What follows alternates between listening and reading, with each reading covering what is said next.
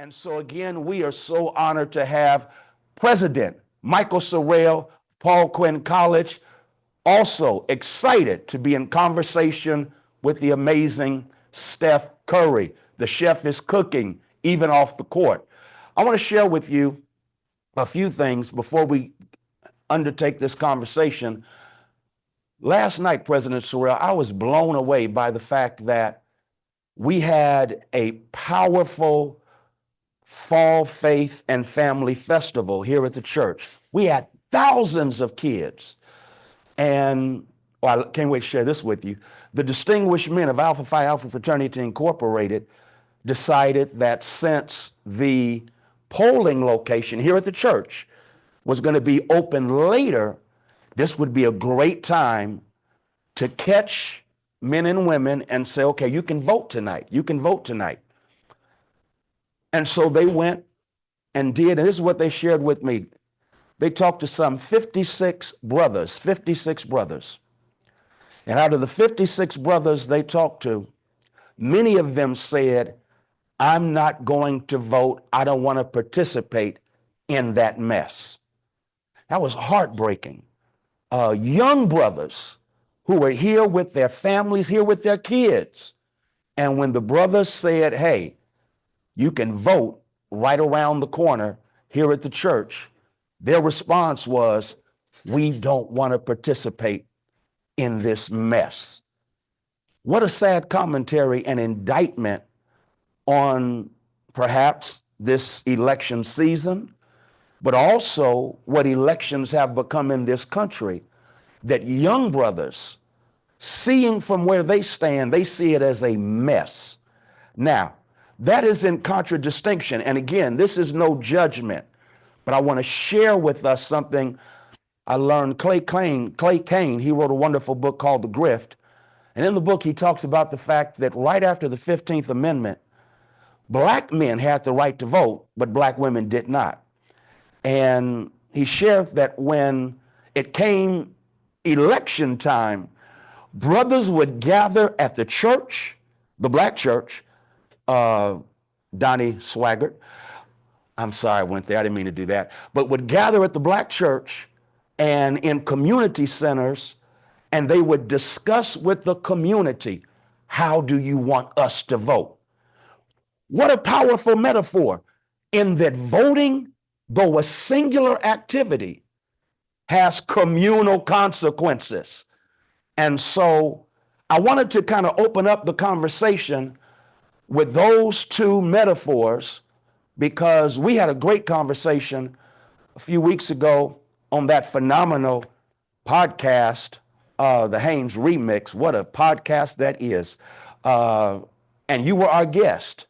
And you made a statement that convicted me. I'm wrestling with it. And you talked about because talking about black men and the vote.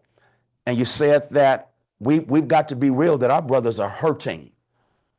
And if we don't address the pain and engage them as opposed to being condescending with them, then we're missing out on an opportunity to not only bring about healing, but empowerment. And so I wanted to open up with that, because tonight this is brothers to brother, and I'd like to hear from you as we move closer to November 5th. We are like, 3 days away from the most consequential election in the history in my lifetime. I'll put it like that. And tonight we wanted brothers to hear from brothers, not in a condescending, judgmental fashion, but in conversation. So in light of what I shared, I want you to holler first at the brothers last night who said, I don't feel like participating in this mess. Yeah, I would, first of all, Pastor, let me just say how honored I am to be here with you and with Steph, who is my son's favorite basketball player. So he is bouncing off the walls about this moment. Right. Here's the thing. I have increasingly been thinking about this in the context of the last time we had a black candidate. Yeah. When Barack Obama ran for president, we did not have this issue. Not at all. and we didn't have this issue. There was a galvanizing by folks who were so excited, so engaged. And I wondered, I said, well, what is the difference? Yeah. Right? What is the difference? Because, you know, when Barack was running, and I remember because one of my favorite sermons that Michael Eric Dyson did, where he talked about Barack and the prophets. Yeah. Right? And, you know, he talked about how Black people initially weren't sure they could trust Barack. That's right. Right? They weren't sure that he was Black enough. Yeah. But that was us having that conversation, right? It wasn't introduced by someone white. It was right. us. And with this sister, we have someone who went to Howard. Pledged, yeah. AKA. That's kind of Black. Howard, yeah. Right. Like you check. Yeah. All right. But the Republican candidate, when President Obama ran a traditional campaign. Right. Wow. Good point. He ran a traditional campaign. So there were issues. There weren't personal attacks. We didn't see much of what we're seeing now. Right. The mess, I would argue, the mess that the brothers are talking about is what Donald Trump has entered into the conversation. Yeah. It was strategic. It was purposeful. Yeah. And what he's saying to people, and this is where I go to talk about the vulnerability of our brothers. So you have someone who is very clearly your antagonist. Yeah. Right. He's not for you, not going to be for you. He tells you that you should not trust this sister. Yeah. He mispronounces her name. On purpose. He disrespects her. Yeah. He has done everything that we should know is wrong. Yeah. And what we have seen is it's working. Right now, it may not be working on a grand scale because I still would argue the overwhelming amount of brothers know. Right. Right. They know. Right. But there is a fraction of brothers who don't know, who see this as mess. Yeah. Now, if they had someone who could speak to them and say, this is a mess, brothers, this is our moment. Yeah. Right. This is our moment. The sister doesn't threaten you. Like, this is what threatens you is what will happen the day after if she loses. My God. But they aren't able to hear that because he has spoken to them in a way that is resonating with them. He is saying, this is too messy. This is too confusing. This is too complicated. You don't want to be involved in this. Yeah. That woman. Yeah. Right? Yeah. Kamala and mispronouncing her name and all of that. Yeah. That is by design. Yeah. So what people are being turned off by is they're fragile in the sense that they don't want to be involved in what they perceive to be things that are messy, that are confusing, that they don't want to be involved in. So they'd rather back out. Yeah. Even though they're not recognizing your adversary is the one planting the seed. He's manipulating you. Yeah. And you are falling for it. Yeah. And that's not, and to me, I'm not criticizing them. Right. What I'm saying is, we've got to, those of us in positions of authority in our community, we have to take a step back and say, how did we get here? Yeah. And how do we get from here? Yeah. And that's why, I said before on the podcast, we need to have a conversation about healing. Yeah. Right. About how we heal our brothers. Right. And I just think until we do that, we're going to continue to be shocked by some of the responses we get. But this is not that moment. Right now, we've got to get this sister over the finish line. Yeah. Because it's in all of our best interest. Yeah. Thank you for that. I also want to welcome now to the conversation the GOAT. I'm trying not to fan out, but so good to see Steph Curry in the house. Steph Curry, we're praying for that ankle, praying for you, and excited that you are sharing. In our introduction about you, we not only talked about how you are, Hall of Famer on court, you are a Hall of Famer off the court in terms of your endeavors to break through barriers, not just for yourself, but you do it for the community. What you've done at Howard is bananas. My daughter is a graduate of Howard, and she is in my ear right now saying, tell him he's my favorite player. He's my favorite player. But in a real sense, Here you are, Steph Curry, and you could easily just keep throwing down on the basketball court, but you are engaged in getting out the vote. You were having this conversation. What do you say to brothers who were out there, and the brothers are saying, as I shared with President Sorrell earlier, I don't want to vote because I don't want to be a part of that mess. Why do you vote? And what do you say to brothers who are basically saying, hey, I don't want to be a part of this mess? Dr. Haynes, Dr. Sorrell, can y'all hear me all right? Very well. Absolutely. All right. Just wanted to say thank you for having me and for putting this event on.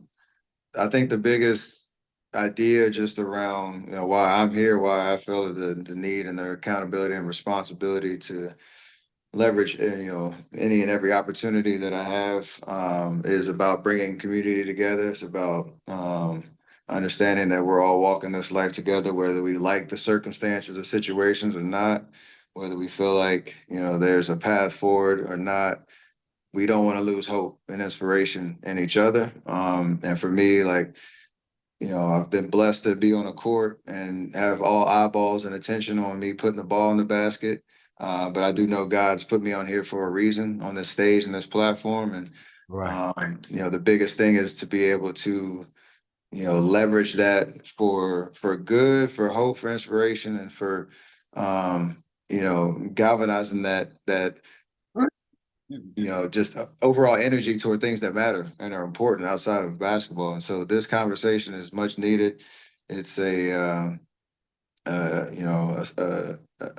time and a place in our community that is very fragile, very disheartening at times because of everything y'all just talked about and the fact that we live in a time of disinformation, misinformation, but counter to that, it's also the time of transparency. It's kind of counterintuitive, I feel like, but I feel like you can't really hide in plain sight anymore. And just the fact that people are in a position where, as we look at this election season and we look at the decision that is upon this country on Tuesday, obviously at the presidential level, all the way down the ballot, Right. that representation matters, that ability to vote on issues that affect the Black community matters. We don't want to be prisoners of the moment, to know that there's been progress, last 100 years, last 50 years, last decade.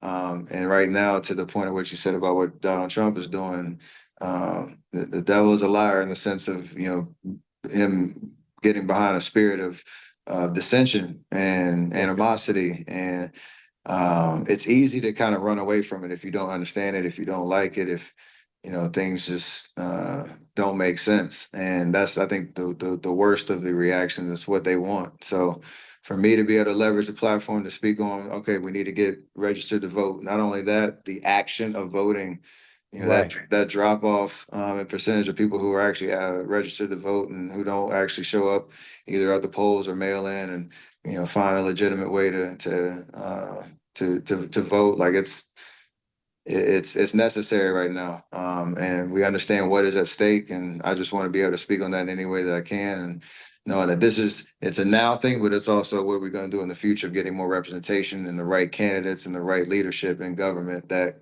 can look out for our best interests. That means a lot.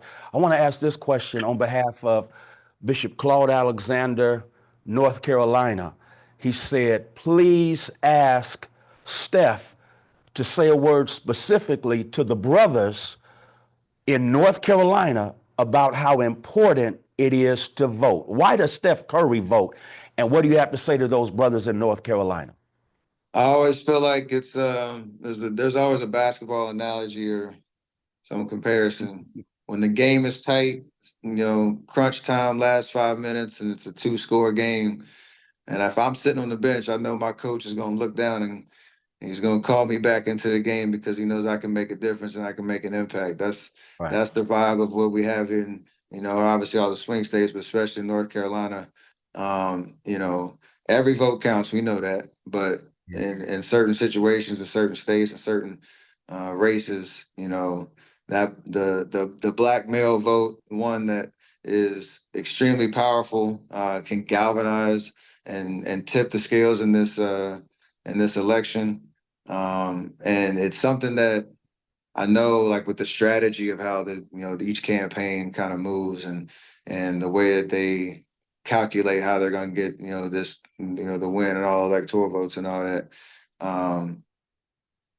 It's been pretty clear how monumental the decision will be in North Carolina. And, obviously it's my home state, not just from the way that the vote is, but we need that participation to give the opposition, give the enemy, let them know we're here and let them know, like, this is important, this is serious. And it gives me a sense of pride to know that hopefully, if you know somebody in North Carolina, if you people from there, whatever the case is, to reach out to them, to let them know, this is the year where you can be that clutch player off the bench to come in and tip the scales in the game of this election. And we hope that it actually comes to fruition on Tuesday. I got to say this, coming from the clutch player of the year, let's keep that basketball analogy going. You're the clutch player of the year. I think it's the first time they ever had that award. And it has to do with, of course, showing up in the clutch. Mm-hmm. And every brother, November 5th, can basically be a candidate for clutch player of the year. 100%, 100%. Yeah. So I like how you preach that. So my job is to preach. So I thought I would piggyback on the analogy. I love it. Dr. Sorrell, you want to chime in? Well, here's the thing. I mean, I think to the point of North Carolina and just what you say to brothers really everywhere is just you matter. You matter. What you do matters, and what you don't do will matter. Wow. If you don't show up, if you don't vote, that is going to have ramifications on all of us, and not just those of us here and now, but what do you say to your son? Yeah. What do you say to your daughters? What do you say when they look at you and say, who did you vote for, Dad? Yeah. Did you vote? And if you tell them no, how do you get back their trust when you didn't show up in these important moments? Trust is built when you continuously produce for people when it matters. If you choose not to do so, if you opt out of doing that, then you put yourself in a position that I would argue that these brothers don't want to be in. Right. They know they don't want to be. Yeah.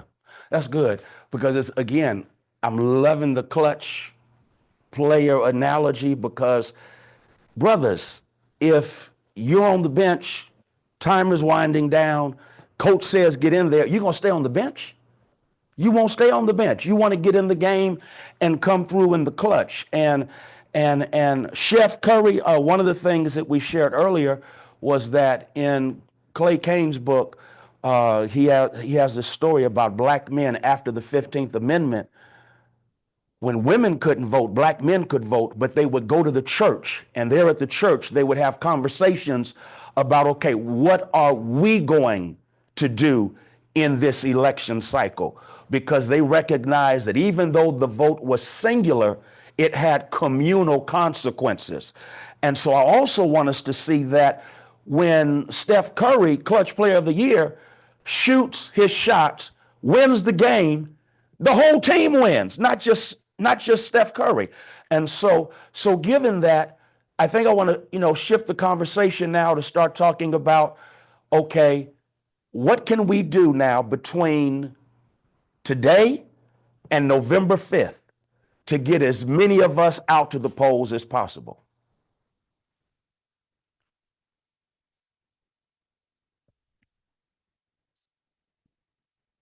No, we just lost him. We just lost you. Oh, there we go. I was muted for a second. Sorry. Okay. I mean, just obviously, we all know the bare minimum. We know our friends and families and our loved ones, our network, for personally, professionally, to be able to reach out, send mass text, mass emails, get on the phone, leverage your social media platforms. Everybody wanted to see your Halloween costume, but they also want to know if you're gonna vote on Tuesday. So make sure you chime in there, participate. I always sometimes get that feeling I might be overzealous or oversharing or beating the drum too much, but I don't think there's a possibility of that happening between now and Tuesday. And you got to curb that. You're not annoying anybody. You're not speaking out of turn. You're doing something for the greater good, like you said, for the community. So you'll see, stuff on my social media platforms between now and Tuesday. Whatever room you walk in, that might be the first icebreaker. Hey, what you doing? What you doing on Tuesday? Right. Just to make sure that's top of mind for everybody. Seems so simple, but can have drastic implications over the next week. Thank you for that, President Sorrell. What can we do to get people out? Oh, I think just like Steph said, I mean, we have to be unapologetic. Yeah. In our engagement. We, look, we talk about everything. Yeah. We talk about stuff that really doesn't matter. Right. This matters. Right. I think we have to push the envelope. And let us not pretend the other side isn't doing the same thing. Thank you. Most in San Francisco, to bring that up, jumped onto TV with a Make America Great Again. Right. Battle, right. Right. And what's wrong with our folks? Yeah. Advocating for voting. Yeah. Right. We can do all of those things.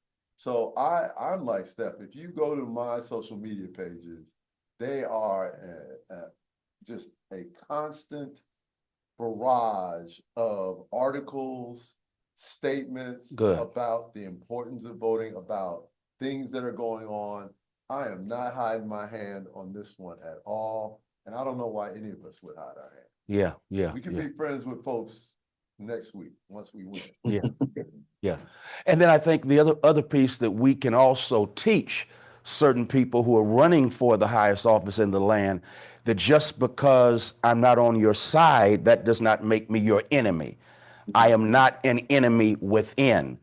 We may be on opposite sides during an election season because of our different visions, but that does not mean that I'm your enemy. But that's that all win at all costs. Yeah, and that's dangerous. Right? Well, yeah. It's especially dangerous in this context. Yeah. Because, I look at the polling data and not the right-wing polling data, Mm-hmm, right? Like the middle of the road, bipartisan voting data. And then I look at what Trump is doing, and it's very, very clear that their strategy on this is if we lose, then this was illegitimate. It was stolen from us. Right. This didn't happen. Right. And then if January 6th happened and that was poorly organized, and unfortunately, by many accounts, the folks who participated weren't disciplined enough. Exactly. Right. So now you're here and you got to ask the question, are we prepared for what happens November 7th, November 8th, November 9th, when the vote comes out and the vice president wins? Yeah. Are we prepared to defend that win? Exactly. Exactly. And that's a good question that I think all of us need to seriously engage because unfortunately, it's like, okay, basketball analogy, Steph, Warriors winning Game 7 NBA Finals, and after you win the game, before the game, the opposing team, let's say the Celtics, they basically say the game is rigged by the refs. And so there's no way that we're going to concede that we lost this championship. That's the kind of immaturity that has invaded our politics, to use one of his favorite words. It's invaded our politics where if I don't win, then it must have been false. Yeah, I was cheated. And that's not just immature, it's dangerous because it sets the stage for a cult-like following to engage in disruptive behavior because things did not go their way. And my question is, what are we teaching the next generation if we're saying, okay, if you don't win, then you become disruptive? That's dangerous. Extremely dangerous. Yeah. I feel like the education part of like what y'all are saying, and the atmosphere and the temperature of what we need to stand by, like it's all in the spirit of we talk about we can have tough, tenuous conversations, but from a place of love. and not to forget that, not to stoop Thank to the you. level of your enemy, your competition, if they want to play by a different set of rules, and being consistent with that. But to your point, yeah, I'd have a hard time if the team in green or somebody try to, discredit, the work and the seriousness of an accomplishment before the game was even settled. But we got to be bigger than that and continue to stand for what's right for the country and be for everybody. Like that's one thing we know is not consistent from the other side in the sense of being a party that's. And we know that nothing's perfect. I'm not going to say that we can't hold leadership accountable for the needs of our community, which is part of the bigger conversation of using your voice. But we got to play by our rules that is for everybody and from a place of love. Good, good. I have a question from the community of listeners. They ask, can you ask what women should do or should say to young men who are rightfully cynical? Mothers, sisters, girlfriends, wifeys, etc. What should women say to young men who have a legitimate right to be cynical? I mean, I have a lot of strong women in my life who we have these type of conversations with, and just to understand, like, even when, again, you don't necessarily might not see yourself represented, and might not see issues that affect your personal life, on represented in the ballot. It's we know, like, this is a place. We looked at Kamala's Black male voter kind of promises and some of the issues that we're talking about Black entrepreneurship, grants for the medical industry to look at diseases and ailments that affect the Black community, especially Black males predominantly. The marijuana conversation, like you look at the disenfranchisement of predominantly Black male men who, from all the systemic oppression that we've seen, aren't eligible to vote. Like it's about our whole community. And to your point, it goes back to North Carolina, the reference. One vote is for many, many people. So that if you're cynical about your situation, know that you're thinking about others, and it's a very selfless act. It's a human emotion. You got to acknowledge it, but it's a selfless act to be able to leverage and utilize your voice in this way that can impact a community and be something that, whether you see it now, whether you see it a week from now, a year from now, it will matter. And that's a big deal. Yeah, yeah. Mr. President? I also came from a community of strong women. And my mother, she suffered no fools. And so she would consider this to be a foolish moment. All right. And what she would have said to me was, you don't get the right to be this selfish. Yeah. Wow. Right? She would have said, think about the impact this will have on your mother, on your sister, on your cousins, on other women who will be disadvantaged because of this outcome. Yeah. She said, there are moments where you have to sit back on your pride, sit back on your hurt feelings and man up. Yeah. Right. Now, I came from a background of tough love. All right. So that might be a little tougher than some of the brothers could take right now. Right. And I think if I'm talking about I think about the male students I have on my campus now, and many of them come from backgrounds where they are sensitive in ways that we have to respect. Yeah. But what I have found true about them is they respond tremendously well to people telling them that they are equipped for these moments, that we believe in them, that we know they will do the right thing, and that, yes, you have a right to be frustrated, you have a right to be cynical, but don't let that cynicism and that frustration push you to a place where you don't fulfill your destiny of doing great things. Yeah. So I think you have to plant the seeds of positivity in them and then encourage them to be who they have in them to be. That this is their moment. They can excel. They can produce. We trust them to do so, and keep speaking positive into them And if that doesn't work, then we can just call the spirit of my mother up to start slapping people. I know that's right. Got another question from the audience. Thank you, audience. How do you explain the importance of voting to a first-time voter, particularly a young person who did not grow up in a household where voting was practiced or even discussed? I think that's a good question. I think that's just getting reps and being in a place where you're empowering them with information and understanding how powerful that is to be a part of, the voting pool of active, civically active citizens who understand, like, I don't remember, maybe give them a personal story. I grew up in a house where there was voting, but I didn't really know much about it till I was 18 and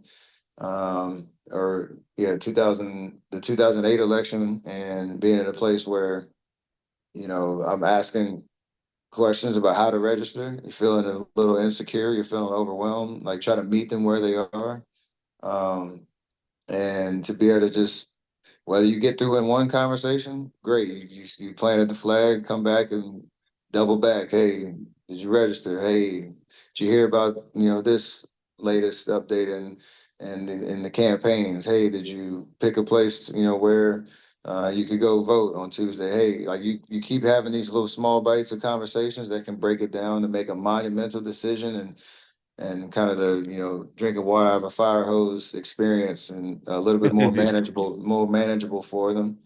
And treat them like adults that, like, you're not talking down to them. You're not in a place where, hey, Right. you're badgering them. You're not attacking their intelligence. You're just saying, hey, this might be overwhelming. I'm here for you as a resource, and hopefully they respond to it in a way that gets them to the polls on Tuesday. And then we know that trickle down effect is real. They will be able to, in their text groups and their hangouts and everywhere that they're going to be, that they'll hopefully be able to bring that up in conversation as well. Yeah. Yeah, I would just add to that. It is the culture, right? It's surrounding them in a culture of people who are excited to participate. I look at our students. It's homecoming weekend, and after homecoming convocation, one of the activities was going to the polls to vote. Yeah. Right? Like that was built into the homecoming activities. We partied last night. We prayed this morning. We voted this afternoon. Right. They're back partying right now. Right. But part of the culture. That's part of the culture. Yeah, I like this that. is what you do. And, yeah. And I was so encouraged because I had students come up to me and say, "Prez, did you vote already?" Wow. Right? That's big time. Once I voted, right? But I love the fact that you feel comfortable enough talking about it. So it's putting them in environments where this is what they do, and people are excited to do it. And, so many students respond to that. That's awesome. That's awesome. Steph, I want to ask you this question. I'm not asking for an endorsement, but you made a profound statement when you first came on talking about the whole concept of misinformation. This has been, for the last few election cycles now, misinformation, disinformation has been just the way. And of course, Madam VP Kamala Harris has received a lot of misinformation as it relates to her record in California. You are in California. You have, met Madam VP. What do you know about Madam VP that contradicts the misinformation? I think just rubbing shoulders with people in the Bay Area, other leaders who have worked with her, been in the set of war rooms she's been in, been at the table of the decision maker. I think the level of decency, humanity, and poise that she's carried is pretty unanimous of a feedback that you get when you talk to her.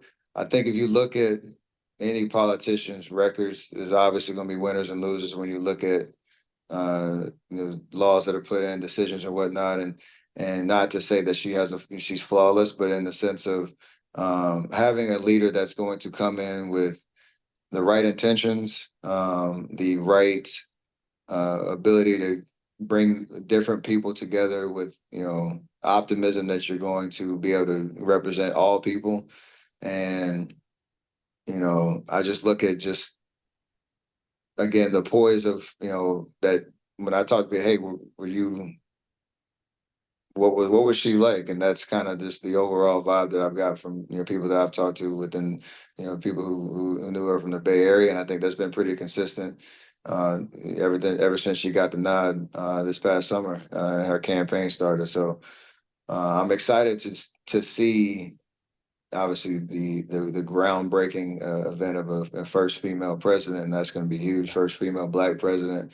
Right. But I know she's going to have the humility as well to know like that she's coming in, learning and working and leveraging the office the best way she can.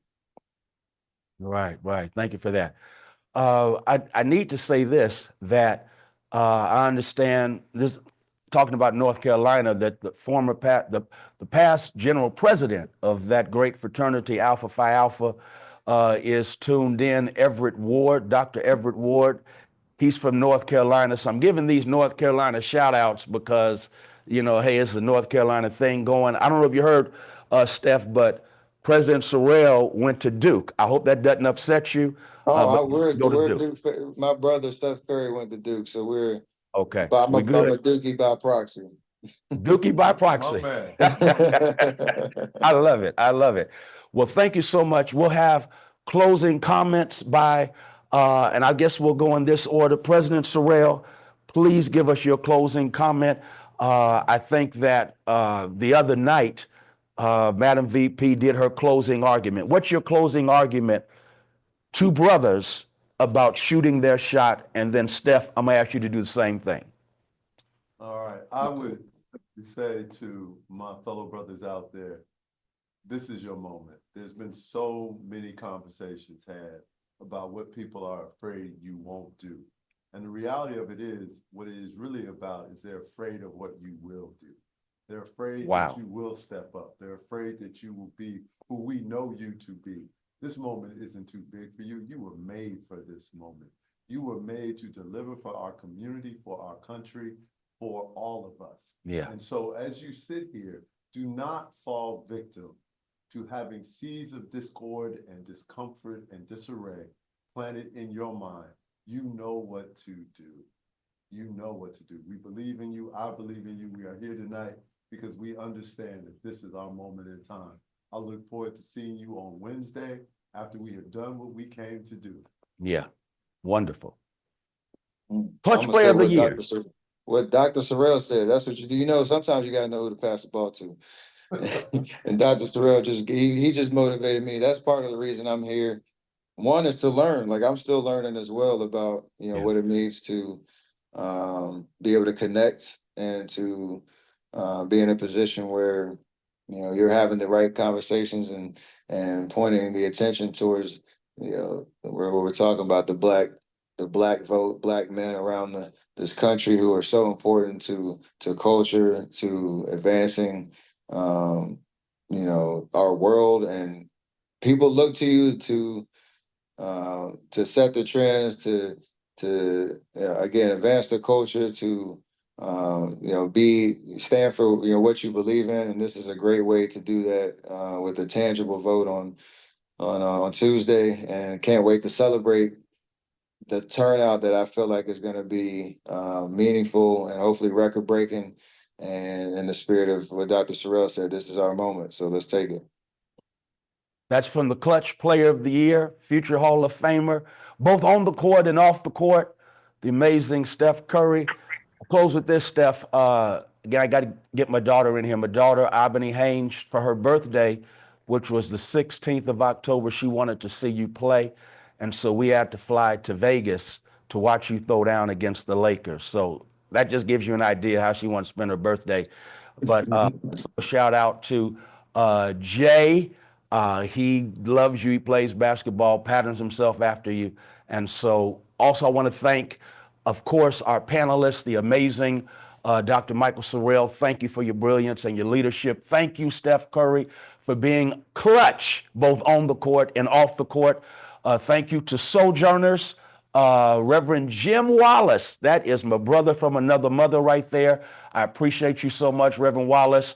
Thank you, Ron Adams, our co-sponsors, of course, the amazing group I'm privileged to be a part of, Faiths United to Save Democracy, all over the country this coming Tuesday.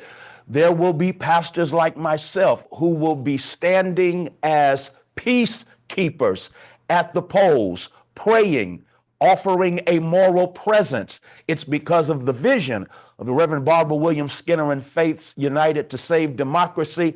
I want to thank my FWBC team, the Snooperstar, Colin Benson Brook, Chris Cornell. Thank you so much to Strategic Solutions by Art, founder and CEO, Alicia Trusty. Who is that? No, seriously, thank you so much, Alicia Trusty, for being our coordinator. And thank you to all of you who tuned in. Now we have one responsibility: vote. And that was kind of a contradiction. Vote and, yeah, vote. And make sure everyone you know in your circle of contact is voting. Vote and make sure that after November 5th, that you are positioning yourself to hold accountable the persons we hire, because that is exactly what voting is. Everyone we vote for is running for a job, and we are hiring them. When you hire someone, check their resume. When you hire someone, how did they do on the interview? In this case, it was what? The debates. When you hire someone, you're basically saying this person is someone who I believe can work for me. And so I close with this metaphor, and that is when you vote, the Bible says, I'm a preacher, so I got to give you a little preaching. Faith without works is dead. Faith without voting is whack. So voting, is that the New Testament? that's Haynes chapter 3, verse 12. I just made it. Haynes chapter 3, verse 12. So voting, in essence, is faith that goes to work to help create the kind of world you believe we ought to live in. That was kind of good right there. That was clever. That was all right, Steph. I love that one. Yes. I love that one. Listen, amen. All right. So in this new Bible I'm coming up with, no, that's what Trump does. But anyway, that's my verse, and that's my belief, and that is faith without voting is just whack.